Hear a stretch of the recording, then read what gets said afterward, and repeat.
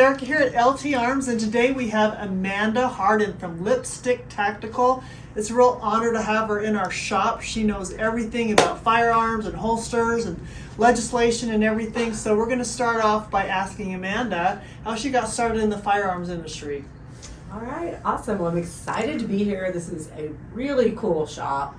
Really impressed at the gunsmithing that happens here, the huge assortment of firearms, the machine guns are quite impressive. Then I learned today there's taxidermy here, so this is really cool to be here. Awesome. I love this. So as far as me getting into the firearms industry, it happened much by accident. So every year in my life, I try and learn something new. I am a registered nurse, and one of the things I found in life is that when people age, it's because they quit moving their bodies and they quit challenging their minds. That is the quickest way to age. For sure. And I made a promise to myself in my 20s that I was going to always be learning, always be pushing my physical limitations. And I've stuck to it pretty well. At 29 years old, I had never learned how to shoot a gun. And I was like, well, that's what I'm going to learn this year. I'm going to run 5Ks and I'm going to learn how to shoot a gun. I love it. So I just started shooting guns. I really, really enjoyed it. And then, were you here in Colorado at the time? Nope, I was still back in Alabama, where I'm from. So that's I back can home. tell by your accent. Sweet home Alabama. Yep. Yes. And I was in Alabama, and then much by just chance, as the world would have it, the stars aligned, and I threw out this random application for a show called Top Shot. Yeah, they Top came on Shot, History you guys. Channel. She was on Top Shot. When was that? 2011. Okay, look it up on YouTube. Go Google it. Yeah. It'll just take you a minute. Yeah. I got that all first episode. But even with that, it changed my life forever. I am fairly feminine. I'm fairly girly. I'm on my motorcycle today, so I'm a little hat backwards. Here's messy. But normally I'm pretty dressed up. And so, and at the time my children were really, really young. And it really kind of broke down some stereotypes of women gun owners, because I do dress Were you the only feminine. female on Top Shot at the time? There were two on my season.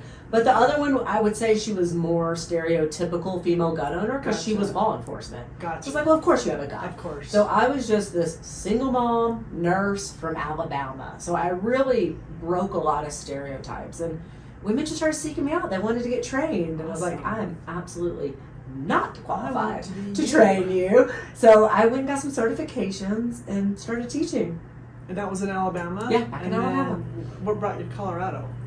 The lifestyle. Okay. If you are a motorcycle rider, and I know you're a dirt bike rider. Well, I used to be a Harley. Oh yeah, that's how you were. So you know how beautiful the mountains are, Yes, and like absolutely. 10 minutes out of This Denver. is also a plug to ride motorcycles. Yeah, right. So, for real, Guns and Moto. it's life. It's like literally just give me a steak 100%. and I'm good.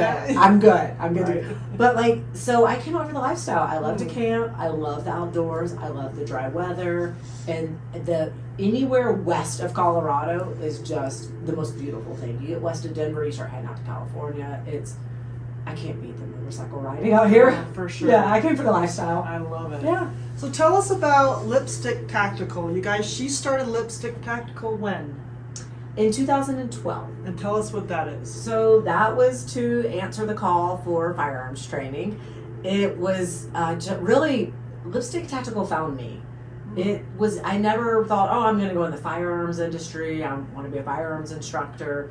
It was just, like I said, women started seeking me out. I wanted to give them education because I thought it was great that people, wanted to learn something different.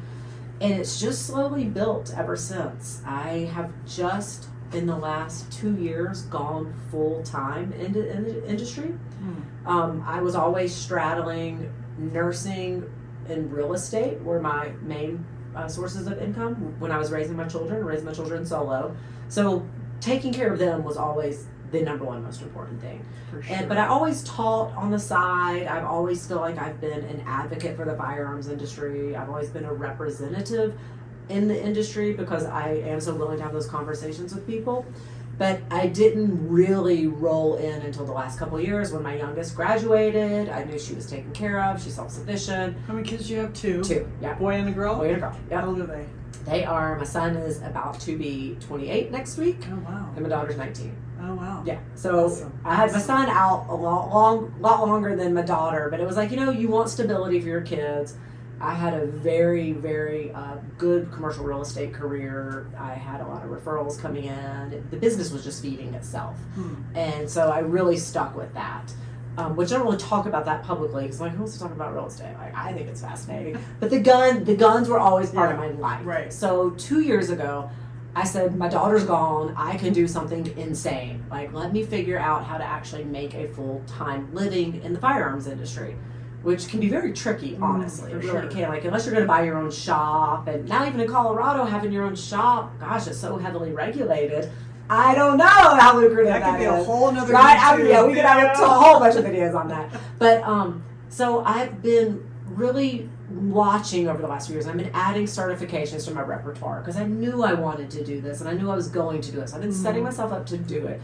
So I've gotten quite a few certifications. I've got a number of medical certifications that I've just kind of tacked on with my RN.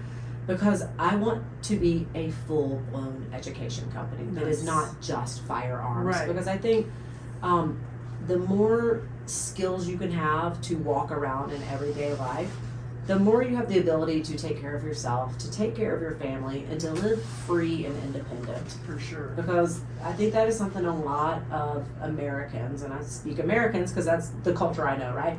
I think a lot of Americans live in fear, and if you really think about it, we're in this beautiful place in life where I can outsource all my basic needs, right? Like, it's really cool to think, like, I don't have to produce my own heat. I don't have to get clean water. We are blessed here, for We're sure. blessed, but it's also, like, the things that are the best can also be the worst, right? We've become very helpless as human beings. That's for sure. So, and I think that removes our ability to exercise our free will to make choices. And we become dependent on the system. We become dependent on a system that is starting to abuse us, in my opinion, in the state of Colorado. But if I don't know how to go get food or clean water or energy another way, or medical care outside of our traditional healthcare systems, I'm kind of just hamstrung by the system. And even though I may be like, it doesn't feel like this system is really serving my best interest anymore, but I don't even know how to do anything else. So I am going to spend the rest of my life empowering people and educating people to, like, you have choices and you have total autonomy and independence over your life and the direction it goes. And I can do that with some firearms education, with some medical education. That's awesome. Yeah. Tell us about the Lipstick Tactical. Right. Where'd that name come from? Well, it's a total play on me. Gotta look good while you're doing pew pew. And that was one of the big things that people always said. And when I'm dressed up and in a skirt or in a dress, people are like, "You have a gun on you? Like, how?" So it's 100% play on who I am. I love it. Yeah, that's a great segue into holsters. One of the big questions that we get here at LT Arms is, especially for female shooters, and males as well, but primarily with our females, how do you carry your firearm? So, and Amanda here is the expert. So Amanda, take that away. Tell us about holsters and how many different kinds there are and what to consider when you want to carry, all the things. Sure. The best thing I could tell you about holsters, and the best thing I could teach someone about holsters, is how do you even think about holsters? What questions do I even need to ask myself to distill it down to what I should carry? And the first is the lifestyle, and how do I dress? So do I always wear dresses every day? Yoga pants. Yeah, see? Yoga pants for the win. So it really, that's what I wear most that's of the where time. you have to start. Like, Right. what clothing do I tend to wear, and how do I live? Am I going to go do cartwheels during the day? Do I do somersaults on the floor? Am I a runner? Am I a school teacher? Some schools can carry firearms. I do certify teachers to carry in their schools when they're allowed to. It's kind of wild. It's awesome. But that's where you start. So if I always wear dresses, well, maybe I need to wear some kind of shorts that specifically have a holster on the inside. And then you have to break it down even more. Do I wear really fitted dresses or do I wear ruffly dresses? Because if I wear dresses that are a little bit flowy, well, now I have the opportunity to wear a pair of, they look like bike shorts, but they're set up for guns. The gun just slides right down in your pocket. So you have to lift your skirt to... You gotta lift your skirt, and I always think that would maybe just stop the bad incident, because the bad guy would be like, excuse me? Like, what is she doing? Like, was she pulling her dress up? Like, I just feel like the incident would just stop because I'd be so confused, right? So yeah, you would have to actually lift your skirt up. But then if you really start to think about what do I wear, how do I wear it, and how do I move throughout my day, you're gonna get your holster. You're probably gonna end up with a couple of holsters depending on, well, you know, I really have this one dress I love, so I am gonna have the shorts, but overwhelmingly I wear pants or leggings. So, well, do you wear a belt or do you not wear a belt? Because that's going to dictate holsters. And then, do I want Kydex or do I want some kind of soft-sided holster, like a sticky holster? So but if you can like have this map of questions to start asking, it's almost like having a bracket when you're doing a sports game. The answer or the winner comes to you. Like it really will be like, oh, well, I've narrowed it down to these 2 or 3 holsters. It sounds like you should have at least a minimum of 2. I mean, unless you literally wear the same. Unless you literally always wear the same thing. Yeah. Yeah. You'll probably have 2, maybe 3. I do recommend on body. So I really stay away from off body carry. I do have a company that's sending me their bags to try. But they're literally like a holster. So I had a long conversation with her about how the functionality of it. So I'm excited to try it because it almost feels like just literally a holster that crossbodies right here. But other than that, like the crossbody bags that I wear, you can just stick it in there and is that what you mean? So no, it's a bag. It's about this big. It only is made for the gun. Like you would not put anything else in it. Okay. And it has this tab on it. You carry it on the outside? You would throw it over so it looks like a crossbody bag. It looks like a purse. I would carry it right here. And if I needed it, it's got a large tab on it that just looks like a fun zipper tab, but it's Velcro. You literally rip the bag open and the gun's right there. So I'm excited. I like that. Yeah. Because I wear crossbody bags. Oh, perfect. Oh, I'll have to bring it. Let you try it when I get it. Yeah. I would love that. We are hopefully going to be offering holsters here for you to try, ladies. So it'd be fun to have like a holster fitting class. Like I could bring a bunch. Everyone bring what you have. And we could just try them on and talk about. That'd be fun. That'd be so fun. Yeah. So I have a question. Are you carrying right now? Absolutely. Do you want to show us how you're carrying? Always. Yeah. So today I'm on my motorcycle, so I'm carrying in a 4 o'clock position, which means I'm carrying just offset here. I'm not sure how well it picks up. So I'm here. I just have a soft-sided holster. It's a sticky holster. It's staying in by tension. I've been carrying that way for at least 3 years on my bike. It stays really secure. I've got a spare mag here. I have my knife and my flashlight in my waistband here. And then I have a tourniquet in the back of my waistband. I carry a full med kit in my saddlebag on my motorcycle. I love it. On my I want to ride with you. You can protect me and you can save me. Well, I love the fact that you are not only carrying a firearm, but you've got some other ways to protect yourself. Let's talk about that for a second. What did you say you have with you? So if someone wants to just start with protecting themselves, I recommend a high quality flashlight.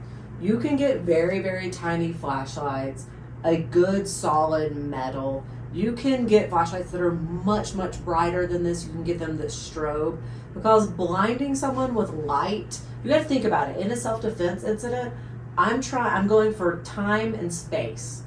Those are your 2 critical things in a self-defense incident. If someone is on me, trying to attack me, hurt me, kidnap me, whatever it is, I need distance so they cannot, if you can't touch me, you can hurt me with a firearm. Right. If I can get your hands off me. And I need time. I need time to get away from you. I need time to go to my plan B. Everyone has to have a plan B. It doesn't have to be firearm. But if it's run, you better run. Like, you better start running. So if I can get a flashlight out and blind someone, surprise somebody, if it's a high quality metal, hit them.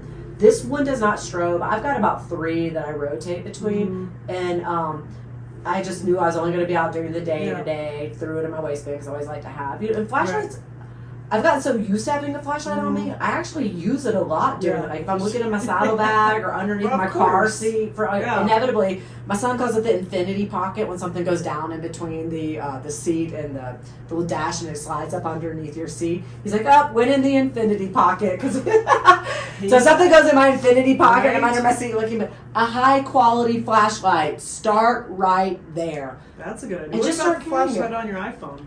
Oh, have you no. ever tried that? Doesn't work? It is bright such a enough. weak source of light. Okay. And then it's going to drain my battery. That's true. And then I can't hit you with my iPhone. I mean, I can, but it's like going to break it. I'm going to drop it out of my hand. And then this is going to leave my hands free. So say I have a flashlight and a firearm. So just a flashlight is such a great start with a flashlight. Okay. Get used to putting it on your body every day. Start with that, and then add a pocket knife to it. You know, just get a blade because you might need to cut a car seat. I mean, and it's not we always tend to think the doom stuff like an attack or the government collapse. No, I might get in a car accident. I mean, that's a very real thing. Get your seatbelt off. Statistically, that's going to happen to me before anything else. It could be at night. I might need a source of light, and I might need a knife to cut something. If I have some medical training, I might, hopefully I've got some shears because there's complications with knifing someone's clothes all over. But you may create more injury. Right. But those are two really start there. Okay. Start there. Yeah. What else you got on you? I got my firearm. Not put my firearm out, but I got my SIG 365. I have got 11 plus 1, and then I've got 12. I'm a spare mag. Always carry a spare mag. It's not hard. Y'all can see I got on tight fitted pants, and I've got a whole arsenal hidden up here. But you have something else on you too. Mag. My tourniquet, yes. Yeah. So I've got a little tourniquet back here. Just carrying all this on our body. Yeah, on my motorcycle. Does it weigh you down? No, not at all. And I've gotten. I guess when you first start carrying it probably feels weird. All the junk. But now, you're used to it. Yeah, like if it's not on me and I'm out in public, I'm like, oh. Now you carry this because it's a tourniquet. It's a tourniquet, so statistically, I am more likely to stop a life-threatening bleed than ever need to deploy my firearm. Okay, so that's not really for self-protection. What? Well, I mean, if I don't want to die, yes, protect folk. Okay, in that way, save your own life. On my motorcycle, if I get in an accident on my motorcycle, if I'm still conscious, but say I've been impaled by a guardrail or something, it's kind of gruesome to think. But I mean, that is one of the highest injuries on a motorcycle is impalement, or come off the front of your bike and break your femurs. You can bleed to death with your femoral artery. So that's a good tip. Yeah, I can self tourniquet. So it's just. And if I'm on my bike and I'm riding with other bikers, or if in my car, I've got a couple tourniquets, because if I can keep you alive for EMS to arrive on the scene, because you can bleed out in 3 minutes. So 3 minutes without blood, 3 minutes of heavy bleeding, it doesn't matter if EMS arrives on the scene, you're gone. True. So if I can save my own life in self-defense or my own life from bleeding, to me, those are the two things that may keep me from going home at night. Do you carry all this stuff with you at all times? All the time. Unless I'm going somewhere that I can't legally have my firearm, then I have to leave the knife as well. But I always have at least a flashlight. The flashlight and at least a tourniquet. Even on airplanes, I have an ankle IFAK that I wear if I've got on loose pants that has a compression bandage, one thing of packing gauze, one tourniquet, and a pair of gloves. And I mean, I've gone into the state capitol with it on my ankle. I go through the airport because there's nothing illegal. Right. It feels weird because you're like, oh, they're going to be like, what are you preparing for? Yeah. It's like, well, I'm getting on an airplane. Like, today, especially. Yeah, they don't have a real good track record this year, so I don't know if a tourniquet's going to help anything. But even at the state capitol, I mean, they're not like, hey, like, why are you bringing a med kit in here? Right. Like, I can legally have that. You're right. Yeah. I haven't gone through with scissors. I know they get a little weird with scissors, but it's like when I'm carrying on my ankle or like this is like bare minimum. You know, we're treating a singular injury that doesn't need 2 tourniquets. So I asked you earlier if you've ever had to use any of your firearm or any of your weapons, and you said no. Nope, I've used Band-Aids. So Band-Aids. That's probably the number one thing you're going to use. So would you say to women out there who might be watching, do you think that women should carry and have their concealed carry permit? And, go ahead.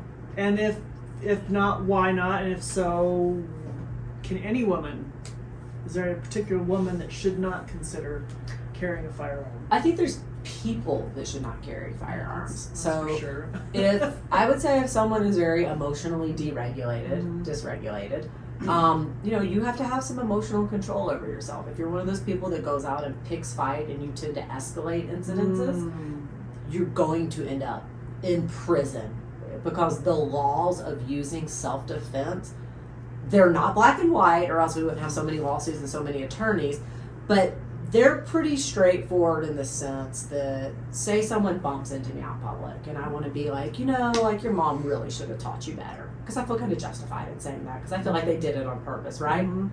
Just by saying that, say you did that to me, and I turned around and said that to you. And if you turned around and you were like, excuse me? You're talking to me? Right. But you approached me in a manner that felt threatening. Right. And then I say something else like, hey, yeah, I was talking to you. So then we start this verbal altercation, and say it escalates to something that ends in self-defense. Well, now I'm most likely going to prison, because that bumping of the shoulder is an incident independent and completely separate from what the words that came out of my mouth afterwards. Right. So, like, if you don't know how to regulate your mouth and your actions, you probably should really check in on that before you carry a firearm. I would say if you're a heavy drug or alcohol user and can't moderate that, you're going to go to prison if you have a firearm on you in your 3 sheets to the wind. Right. There's a zero tolerance policy with alcohol and firearms. And, some people may be like, well, I should be able to have one, like I'm still in control. I'm not here for that discussion. But, if you're like every day after work, you got to stop at the bar and kick a couple back with the buddies, that's your decision. But you're going to open yourself up to some very serious legal consequences. Even if you feel like you're in your total right mental faculties, because you're used to having a couple drinks every day, if I get in a self-defense situation and it turns out, even if I'm totally in the right, if it turns out I've got a blood alcohol level of anything, the DA will absolutely try to send me to prison for that. So I would say I just really wouldn't carry a firearm until you check those 3 things. And then you have to be okay knowing that you are making the conscious decision to end another human being's life, or perhaps an animal's life, because that is what can happen when you shoot a firearm and a bullet goes into a body. Well, that makes me ask you the question: do you carry when you hike? Oh, yeah. Animals in the woods. We have mountain lions in my neighborhood. Oh, yeah, absolutely. Yes.